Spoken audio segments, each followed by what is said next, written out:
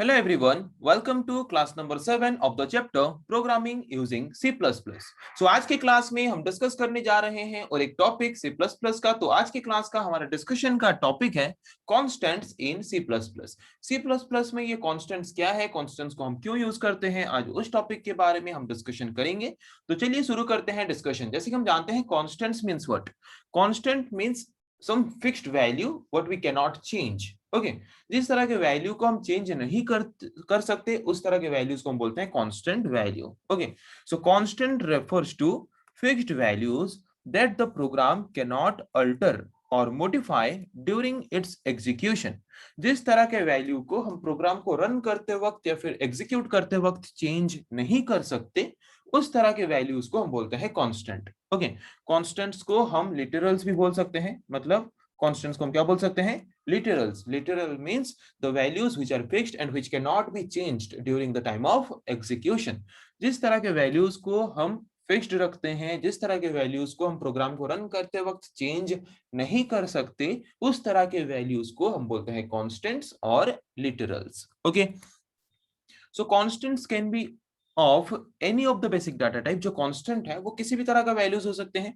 Integer value वाला constant हो सकता है, फ्लोट पॉइंट मतलब पॉइंट वैल्यूज वाला कांस्टेंट हो सकता है, कोई कैरेक्टर वैल्यू वाला कांस्टेंट हो सकता है, स्ट्रिंग वैल्यू वाला कांस्टेंट हो सकता है। जो कांस्टेंट वैल्यू है वो किसी भी तरह का हो सकता है कांस्टेंट वैल्यू हमारे प्रोग्राम के अंदर। Okay, so constants are treated just like regular variable. Normally जैसे कि एक वेरिएबल में हम वैल्यू को स्टोर करके रखते हैं, कांस्टेंट में भी हम क्या करते हैं वैसे ही नॉर्मल वेरिएबल में वैल्यू स्टोर करके रखने की तरह इसमें भी हम वही नॉर्मली वैल्यू स्टोर करके रखते हैं। बट दोनों के बीच डिफरेंस ये है कि एक वेरिएबल में हम जो वैल्यू स्टोर करते हैं उसका वैल्यू बाद में वेरी हो सकता है, चेंज हो सकता है। बट एक कांस्टेंट में हम जो वैल्यू स्टोर करके रखते हैं वो वैल्यू प्रोग्राम के अंदर और हम चेंज नहीं कर सकते। ये है डिफरेंस वेरिएबल एंड कांस्टेंट के बीच। तो दोनों में तो सिमिलरिटी है, तो ऐसे कैसे हो सकता है? अगर हम एक पर्टिकुलर वेरिएबल को as a constant variable declare करना चाहते हैं तो वहां पे हमें यूज करना पड़ता है एक specific type of reserved word जिसको हम बोलते हैं कॉन्स्ट कीवर्ड। अगर हम एक पर्टिकुलर वेरिएबल को डिक्लेयर करते वक्त उसी वक्त ही वहां पे अगर कॉन्स्ट कीवर्ड हम यूज कर लेते हैं तो वही उसी टाइम पे हम जो वैल्यू प्रोवाइड करते हैं उस पर्टिकुलर वेरिएबल को वो कांस्टेंट वैल्यू हो जाता है उस पर्टिकुलर वेरिएबल के लिए, जिस वेरिएबल का वैल्यू हम प्रोग्राम के अंदर भी और चेंज नहीं कर सकते। तो पता चला कांस्टेंट और वेरिएबल के बीच डिफरेंस क्या है। कांस्टेंट भी एक तरह का वेरिएबल ही है। वेरिएबल जैसे नॉर्मली वैल्यू स्टोर करके रखता है, कांस्टेंट भी वैल्यू स्टोर करके रखता है। बट वेरिएबल में स्टोर किया गया वैल्यू हम बाद में प्रोग्राम के अंदर चेंज कर सकते हैं, बट कांस्टेंट वेरिएबल में स्टोर किया गया वैल्यू को हम बाद में और चेंज नहीं कर सकते या फिर मॉडिफाई नहीं कर सकते। ओके, तो अगर हम एक पर्टिकुलर प्रोग्राम के अंदर कोई भी एक कांस्टेंट वेरिएबल डिक्लेयर कर रहे हैं तो ये एक अच्छा हैबिट है कि प्रोग्राम के अंदर कोई भी कांस्टेंट वेरिएबल अगर डिक्लेयर करें उसको हम कैपिटल लेटर में क्या करें, डिफाइन करें या फिर डिक्लेयर करें हमारे प्रोग्राम के अंदर, ताकि हमें पता चले कि ये कांस्टेंट वेरिएबल है जिस वेरिएबल का वैल्यू हम चेंज नहीं कर सकते, जिस वेरिएबल का वैल्यू हम एग्जीक्यूशन के वक्त या फिर रन करते वक्त बदल नहीं सकते। Okay, so different types of constant है।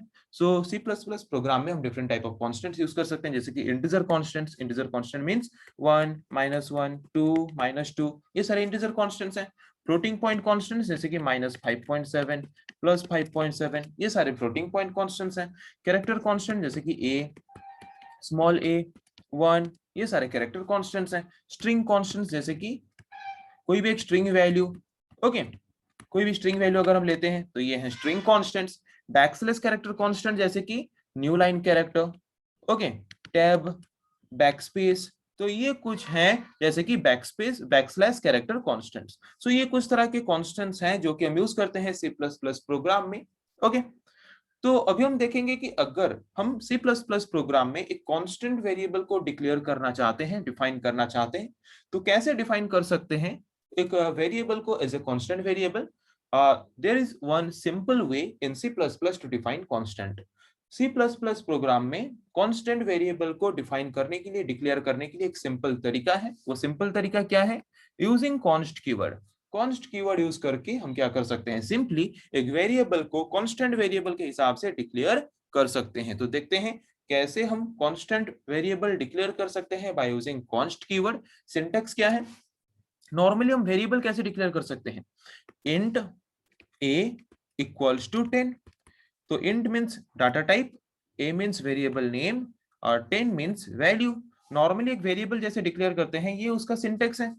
और इस पर्टिकुलर वेरिएबल को अगर हम as a constant variable declare करना चाहते हैं तो वहां पे शुरुआत में हमें क्या लिखना पड़ेगा, एक कीवर्ड यूज करना पड़ेगा, जिस कीवर्ड का नाम क्या है, कॉन्स्ट कीवर्ड। ओके, तो यहाँ पे एग्जांपल में आप देख सकते हो, const int length equals to 10, मतलब लेंथ वेरिएबल का वैल्यू कांस्टेंट होके स्टोर हो गया 10, जिसमें और नया वैल्यू हम नहीं स्टोर कर सकते या फिर इसका वैल्यू बाद में और चेंज नहीं कर सकते। तो पता चला सिंपली हम एक पर्टिकुलर वेरिएबल को एज ए कांस्टेंट वेरिएबल कैसे डिफाइन कर सकते हैं हमारे C++ प्रोग्राम के अंदर। तो एक सिंपल एग्जांपल देखते हैं, जैसे कि कोई भी C++ प्रोग्राम हम शुरू करते हैं hash include iostream header file से। उसके बाद अगर हम टर्बो C++ में प्रोग्राम कर रहे हैं तो यहाँ पे हम कोनियो हेडर फाइल को भी ऐड कर सकते हैं। उसके बाद कोनियो हेडर फाइल को ऐड करने के बाद मेन फंक्शन ओपन करेंगे। मेन फंक्शन को ओपन करने के बाद मैंने यहाँ पे दो कांस्टेंट वेरिएबल को डिक्लेयर किया है। कांस्टेंट वेरिएबल को डिक्लेयर करने के बाद और एक वेरिएबल मैंने डिक्लेयर किया इंट एरिया, जहां पे मैं क्या करूंगा, एरिया का वैल्यू कैलकुलेट करके स्टोर करके रखूंगा। जितना वेरिएबल मुझे चाहिए उतना वेरिएबल डिक्लेयर करने के बाद अगर हमने कोनियो हेडर फाइल को यूज किया है तो यहाँ पे हम यूज करेंगे CLR function, otherwise CLR function use करने की कोई जरूरत नहीं है। उसके बाद एरिया में हम क्या करेंगे, लेंथ एंड विड्थ का वैल्यू मल्टीप्लाई करके काउंट करके स्टोर करके रखेंगे एरिया वेरिएबल में। एरिया वेरिएबल में स्टोर करके रखने के बाद अभी हम क्या करेंगे, प्रिंट करेंगे, आउटपुट प्रिंट करेंगे। तो आउटपुट डिस्प्ले करने के लिए हम क्या यूज करते हैं, सी आउट को यूज करते हैं, सी आउट एंड दिस ऑपरेटर को यूज करते हैं। ओके, उसके बाद हम यहाँ पे डबल कोट के अंदर लिखते हैं एरिया ऑफ रेक्टेंगल इज, तो क्या दिखाएगा, एरिया ऑफ रेक्टेंगल इज। उसके बाद यहाँ पे हमने लिखा एरिया, तो एरिया मतलब क्या दिखाएगा, डबल कोट के अंदर हमने नहीं रखा है, मतलब एरिया का वैल्यू दिखाएगा। एरिया का वैल्यू क्या दिखाएगा, यहाँ पे पहले दिखाएगा area of rectangle is, area की जगह पे दिखाएगा एरिया का वैल्यू 70, और फिर डबल कोट के अंदर हमने लिखा सेंटीमीटर स्क्वायर, यहाँ पे दिखाएगा सेंटीमीटर स्क्वायर। ओके, तो पता चला कैसे हम आउटपुट प्रिंट कर सकते हैं। तो यहाँ पे हमने एक सिंपल प्रोग्राम देखा कि वहां पे हम कांस्टेंट वेरिएबल को कैसे प्रोग्राम के अंदर यूज कर सकते हैं। तो इसका आउटपुट क्या आएगा, आउटपुट आएगा area of rectangle is 70 centimetre square. तो कांस्टेंट क्या है पता चला, constant is a variable whose value is fixed, whose value we cannot change inside the program, as well as we cannot change the value of that particular variable during the time of execution as well। जिस तरह के variable का value हम programme के अंदर भी change नहीं कर सकते या फिर एग्जीक्यूट या फिर रन करते वक्त भी चेंज नहीं कर सकते, उस तरह के वेरिएबल को हम बोलते हैं कांस्टेंट वेरिएबल। ओके, समझ आ गया। तो कांस्टेंट वेरिएबल हम कैसे डिक्लेयर कर सकते हैं, बाय यूजिंग कॉन्स्ट कीवर्ड, जिसके बारे में अभी हमने देखा। सो नेक्स्ट क्लास में हम डिस्कस करेंगे ऐसे और कुछ टॉपिक्स के बारे में। आज के लिए इतना ही, थैंक यू।